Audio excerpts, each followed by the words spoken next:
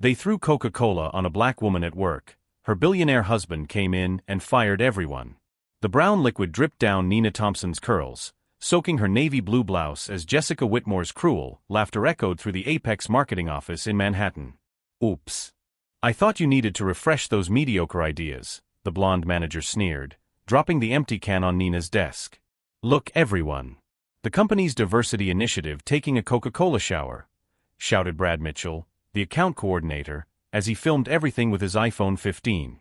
At his side, Samantha Chun, the HR assistant, laughed as she frantically typed on her cell phone. When you hire based on quotas and not competence #realitychecknick.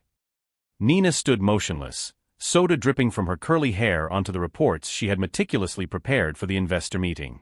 At 29, she was the only black analyst in a sea of privileged faces who had treated her like an outsider since her first day 6 months ago. You know what your problem is, Nina? Jessica approached her, her Chanel perfume mingling with the sweet smell of Coca-Cola. You don't know your place. You think you can sit at the same table as us just because you have some little public college degree.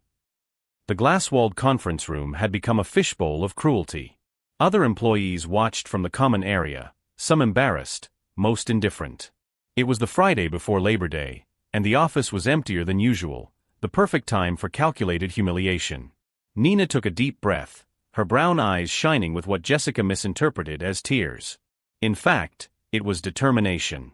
She calmly picked up her cell phone, ignoring the taunts that continued. Going to call your mommy? Or your Uber boyfriend? Brad sneered, moving the camera closer. I bet he lives in the Bronx and took the subway in today. Samantha let out a shrill laugh. Guys, you're terrible. But it's true, right, Nina? It must be hard to keep up that executive facade on an assistant salary. What those three corporate predators didn't know was that Nina Thompson wasn't just another employee trying to climb the corporate ladder. There were secrets in her life that even her HR files didn't reveal, connections that transcended this toxic environment. Go ahead, Nina said softly, typing a single message into her phone. You just made the best decision of your lives. Jessica frowned, momentarily thrown off by Nina's serenity. What are you talking about? Did the sugar go to your head? In exactly 15 minutes, Nina consulted the discreet Patek Philippe watch on her wrist, a detail no one had ever noticed. You'll understand everything. Brad lowered his cell phone, a hint of doubt crossing his face. What 15 minutes? Are you delirious? Samantha, always the most perceptive of the trio, noticed something strange in Nina's behavior. There was no fear, no anger, just a disturbing calmness of someone who knows exactly what is coming. That was when the private elevator, the one only used by the board of directors, lit up on the 42nd floor. The doors opened with a soft ding, and 3 uniformed security guards stepped out first, followed by a tall, imposing man wearing a Tom Ford suit that probably cost more than anyone's annual salary. Nina. Alexander Sterling's deep voice cut through the office silence like a knife. Are you okay? If looks could kill, Jessica, Brad, and Samantha would already be buried. What no one in that office could have imagined was that they had just crossed a line of no return, and that the woman they had chosen to humiliate was about to completely rewrite the rules of the corporate game. If you're enjoying this story of justice and revenge, don't forget to subscribe to the channel to find out how a simple analyst turned her humiliation into the biggest lesson those arrogant people would ever learn. Alexander Sterling stormed across the office, his expression changing from concern to controlled rage when he saw Nina's state. Drops of Coca-Cola were still dripping from her hair, staining the white collar under her navy blue blouse. Security, he called in a steely voice, escort these 3 people out of the building. Now. Jessica stepped forward, still trying to process the situation. Excuse me, but who the hell do you think you are? This is our office, and Nina is our employee. Wrong, Alexander positioned himself protectively beside Nina. This is my office. Sterling Enterprises is the majority shareholder of Apex Marketing. Brad dropped his iPhone with a clatter onto the marble floor. Samantha's face drained of color as she quickly searched LinkedIn. Sterling Enterprises. Chairman and CEO. Alexander Sterling. Net worth $7.8 billion. That's the problem when you judge people by their appearance, Nina finally said, calmly wiping her face with a tissue. You never bothered to find out who I really am. The story of Nina Thompson Sterling had begun 4 years earlier when she met Alexander at a technology conference at MIT. She was a full scholarship student, he was a guest speaker. What began as a discussion about machine learning algorithms evolved into a love that defied all social expectations. "But why are you working here?" Jessica stammered, her brain struggling to reconcile the woman she humiliated daily with the wife of one of the most powerful men in New York. Nina smiled for the first time since the incident. "Because I believe in earning my place, not inheriting it. I wanted to prove my worth without using the Sterling name." For the past 6 months, she had meticulously documented every instance of discrimination. Printouts of derogatory emails, audio recordings of meetings where her ideas were stolen, security videos showing the differential treatment. All stored in the cloud, waiting for the right moment.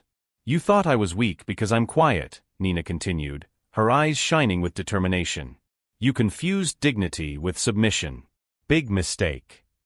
A man in a gray suit emerged from the elevator, Marcus Chun, Sterling Enterprises' lead attorney and Nina's best man.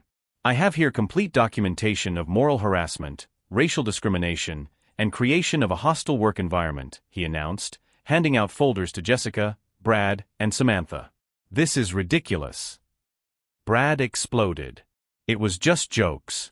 She never complained." "Kidding?" Alexander picked up Brad's cell phone, which was still recording. "Like throwing Coca-Cola on her and calling it a diversity shower? Like saying she lives in the Bronx and took the subway here just because she's black." Samantha began to cry. "I have bills to pay. A family."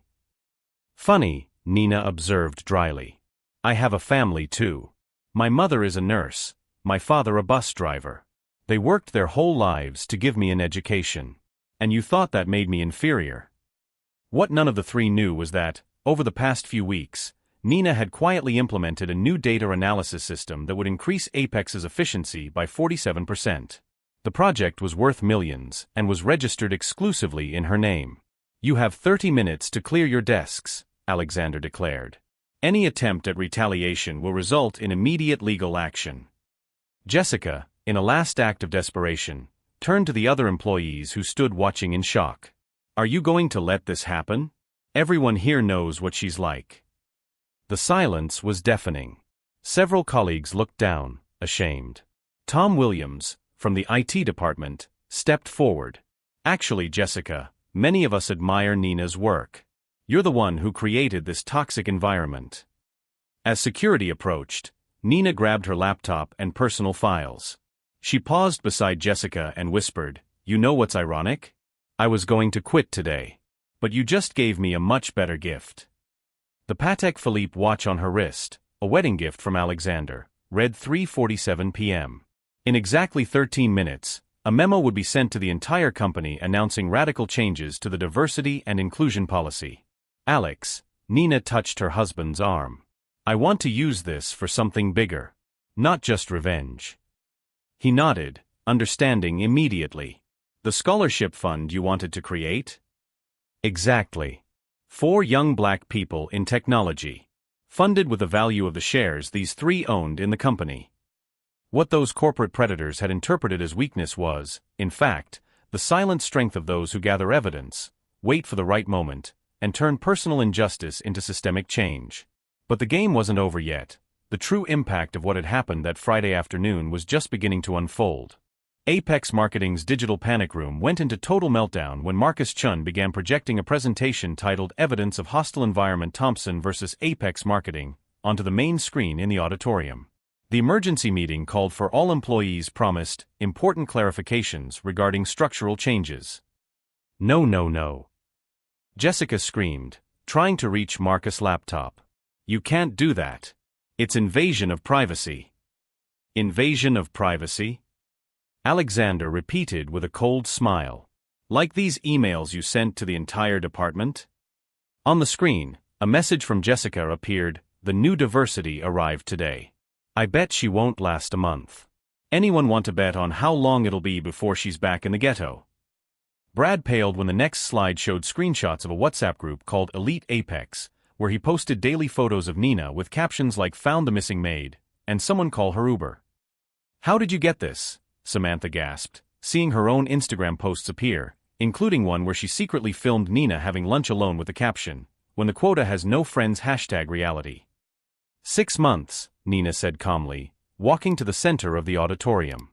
For 6 months, you created a complete digital archive of your own discrimination. Every screenshot, every audio clip, every video. HR has copies of everything. The next slide revealed something that made the entire auditorium hold its breath.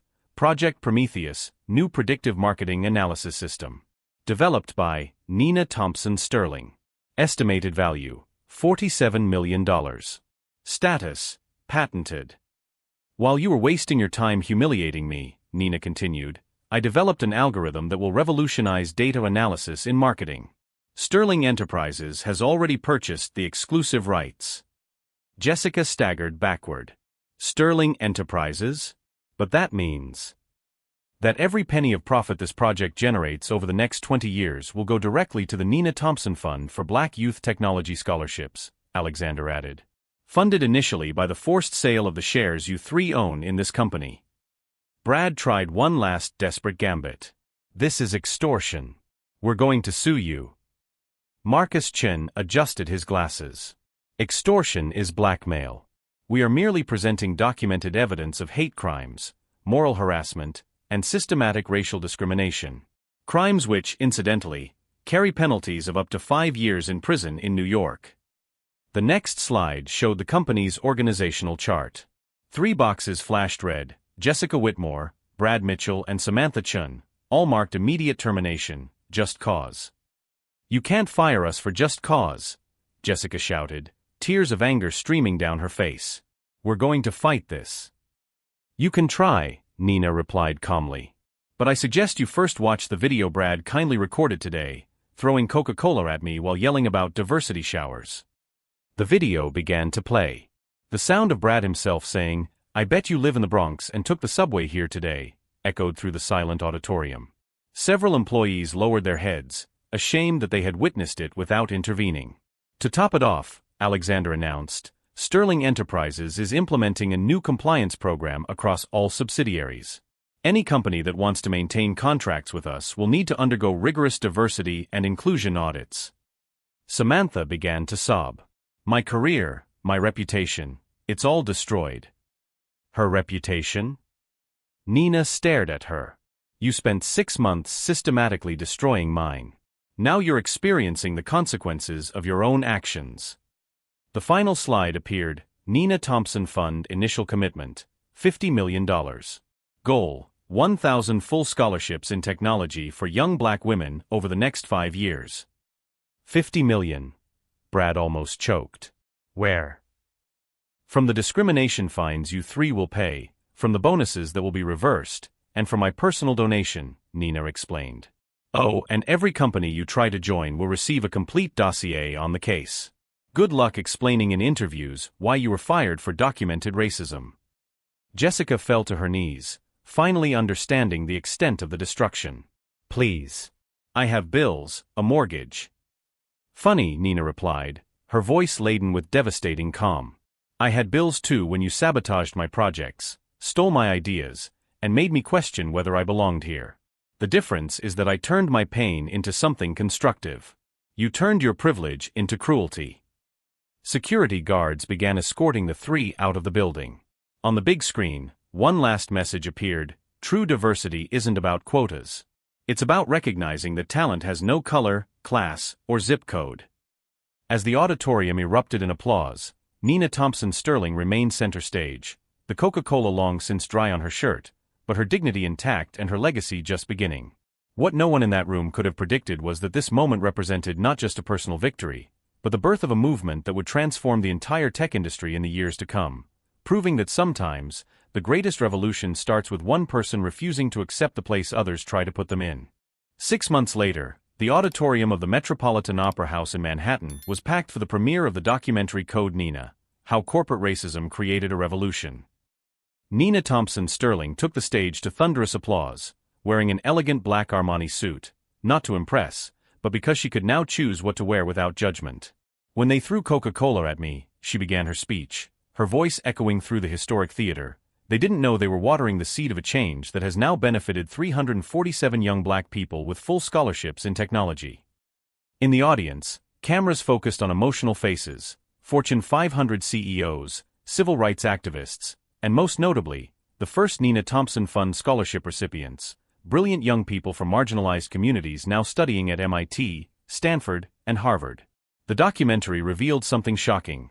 Jessica Whitmore had tried to sue Nina for defamation and moral damages, but her own lawyers dropped the case when they saw the evidence.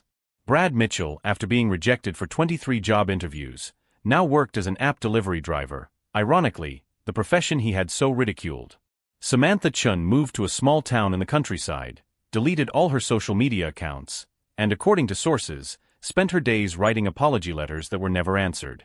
The most ironic thing, Nina continued, is that 3 days before they threw Coca-Cola at me, I had finished an algorithm that detects patterns of discrimination in corporate environments using artificial intelligence. They literally gave me the final data I needed to validate the system. The Equi-Hire app, developed by Nina, had already been adopted by 1,200 companies globally, generating $180 million in revenue in the first quarter, all profits going toward expanding the scholarship program. Microsoft, Google, and Apple formed a historic partnership to implement the system in their hiring practices. Tom Williams, the IT colleague who had stood up for Nina on that fateful day, was now CTO of Sterling Enterprises' Technology Diversity Division. Seeing Nina turn humiliation into revolution taught me that silence in the face of injustice is complicity, he told the New York Times. The most emotional moment of the evening came when Marcus Thompson, Nina's father, took the stage. The retired bus driver, who worked 40 years to put his daughter through school, held the Nobel Peace Prize trophy that Nina had just received, the first black person to be honored for innovation in social justice technology. "My daughter has always been brilliant," he said, his voice breaking. "But they only saw her color. Now the whole world sees her brilliance." On the screen, images of the Apex marketing office appeared. The company had filed for bankruptcy after losing all of its contracts with Sterling Enterprises and its subsidiaries. The building now housed the Nina Thompson Institute for Technological Equity, where young black people were developing solutions to combat systemic racism using AI. Jessica Whitmore made one last public appearance on an obscure podcast, trying to play the victim. "I lost everything over a silly joke." The video went viral, not out of sympathy, but as a perfect example of how privilege blinds people to the gravity of their actions. The comments were merciless. "You didn't lose everything over a joke. You reaped what you sowed during years of racism." Nina ended her speech with words that would go viral. "They ask me if it was revenge. I say it was justice. Revenge destroys. Justice builds. I turned every drop of that Coke into fuel to change an entire system. Because the greatest revolution isn't taking down those who oppress us, it's building ladders so others don't have to go through what we did." As she stepped off the stage, her phone vibrated. It was a message from a 16-year-old girl in the Bronx. "Ms. Sterling, I just got accepted into the scholarship program. I'm the first person in my family to go to college. Thank you for not giving up that day." Nina smiled, remembering her own words that fateful afternoon. "You have just made the best decision of your lives." And indeed they had. Just not in the way they expected. A year later, the Nina effect became an academic term to describe how exposure to institutional racism can catalyze systemic change. Jessica, Brad, and Samantha became case studies in universities about the consequences of prejudice in the corporate environment. Meanwhile, Nina Thompson Sterling continued her mission, to transform every act of injustice into an opportunity for social change. The lesson was crystal clear. In that Manhattan office, 3 people chose the path of hatred and lost everything. 1 person chose the path of justice and changed the world. Because in the end, racism doesn't just destroy its victims, it mainly destroys those who practice it. Have you ever witnessed an injustice that could have been transformed into positive change? Share your story of overcoming adversity in the comments. If this story of justice and transformation touched your heart, subscribe to the channel and turn on the bell for more stories that prove that true revenge is not destroying those who hurt us, but building a world where no one else is hurt in the same way.